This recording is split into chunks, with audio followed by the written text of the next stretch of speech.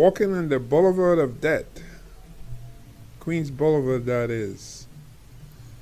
Okay, so I came to the end of my journey. I started at Maple Grove Park, which is right here, and that's located in Kew Gardens, Queens, where the Borough Hall is, the Queens Civic Center, Queens Criminal Courthouse.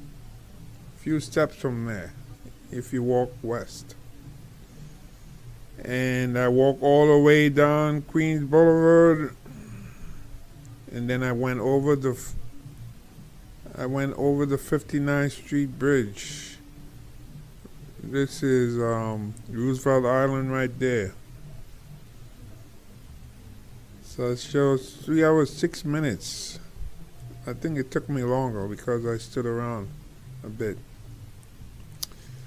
8.9 miles. You can divide that into kilometers for those who use the metric system.